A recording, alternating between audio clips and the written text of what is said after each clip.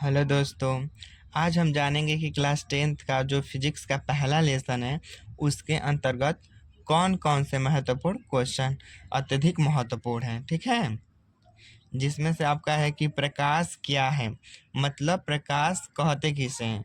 तो प्रकाश एक प्रकार की ऊर्जा है जो हमारी ज्ञान दृष्टि को जागृत करता है। ठीक है, उसके बाद से है कि निर्वात में प्रकाश की चाल कितनी होती है।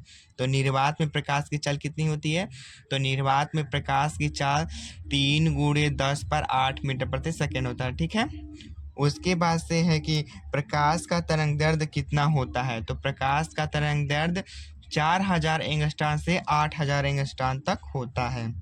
ये दोनों ही क्वेश्चन बहुविकल्पी में पूछे जा सकते हैं। ठीक है, कि निर्वात में प्रकाश की चाल कितनी होती है और प्रकाश का तरंग दैर्ध्य कितना होता है, ये दोनों ही महत्वपूर्ण हैं। उसके बाद से कि प्रकाश स्रोत क्या है तथा उनके प्रकारों को स्पष्ट कीजिए, चाहे उनके प्रकार कितने होते हैं। ठीक है, तो जिन वस्तुओं से हमें प्रकाश प्राप्त होता है उन्हें हम क्या कहते हैं, प्रकाश स्रोत कहते हैं। ये दो प्रकार के होते हैं, एक अदीप्त होता है, एक दीप्त होता है। ठीक है, उसके बाद से है कि प्रकाश का परावर्तन किसे कहते हैं। ठीक है, तो जब प्रकाश किसी चिकनी या पॉलिशदार पृष्ठों पर टकराकर अपने ही माध्यम में वापस लौट आता है तो इस घटना को ही हम क्या कहते हैं, प्रकाश का परावर्तन कहते हैं।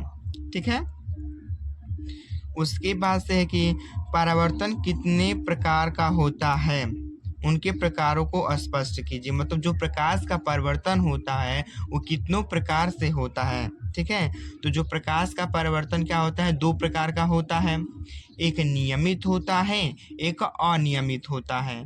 हम अनियमित को विस्तृत परावर्तन भी कहते हैं। ठीक है, तो नियमित परावर्तन कहते किसे हैं, तो जब प्रकाश का परावर्तन किसी चिकनी पृष्ठों से होता है तो परिवर्तित किरण एक दूसरे के क्या हो जाती हैं, समांतर हो जाती हैं, तो इसे ही नियमित परावर्तन कहते हैं। उसके बाद से हो कि अनियमित किसे कहते हैं, अनियमित परावर्तन। तो जब प्रकाश का परावर्तन किसी खुरदरे पृष्ठों से होता है तो परावर्तित किरणें क्या होती हैं, एक दूसरे के विभिन्न दिशाओं में फैल जाती हैं, एक दूसरे के समांतर नहीं होती हैं, एक विभिन्न दिशाओं में फैल जाती हैं। तो उसे हम क्या कहते हैं, अनियमित या विस्तृत परावर्तन कहते हैं। ठीक है, उसके बाद से है कि परावर्तन का नियम बताइए। ये भी महत्वपूर्ण क्वेश्चन है, परावर्तन का नियम क्या होता है। तो परावर्तन के दो नियम होते हैं।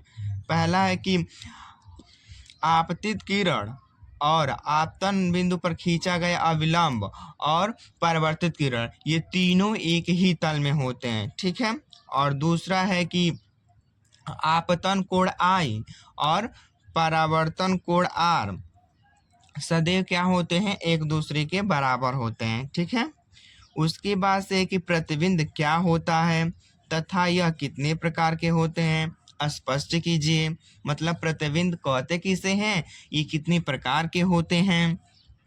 तो प्रतिबिंब किसे कहते हैं, तो जब प्रकाश का मतलब वस्तु से होने वाली, मतलब वस्तु से होकर जाने वाली प्रकाश किरणें अपवर्तन या परावर्तन के बाद जिस बिंदु पर मिलते हैं या मिलते हुए प्रतीत होते हैं तो उस बिंदु को ही हम क्या कहते हैं, वस्तु का प्रतिबिंब कहते हैं।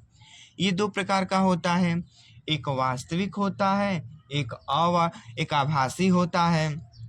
तो वास्तविक प्रतिबिंब किसे कहते हैं, तो जब प्रकाश की किरणें वस्तु से होकर जाने वाली किसी परावर्तन या अपवर्तन के बाद वास्तव में किसी बिंदु पर मिलती हैं तो उस बिंदु को हम वस्तु का क्या कहते हैं, वास्तविक प्रतिबिंब कहते हैं।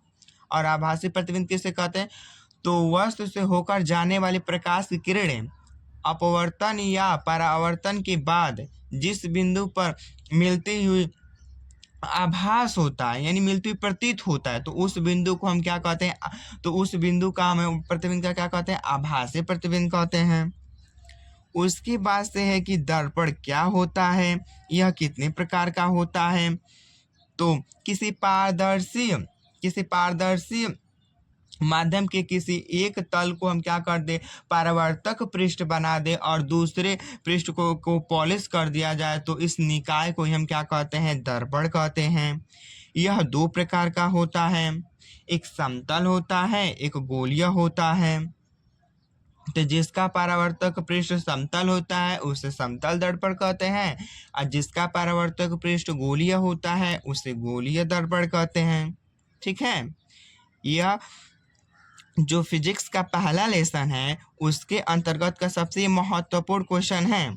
ठीक है, ये इतना अच्छे से आप याद कर लेंगे तो आपका पहला लेसन बिल्कुल एकदम अच्छे से क्लियर हो जाएगा। ठीक है, तो उम्मीद करते हैं आपको ये बहुत अच्छा लगा होगा और अच्छे से समझ आया होगा। धन्यवाद।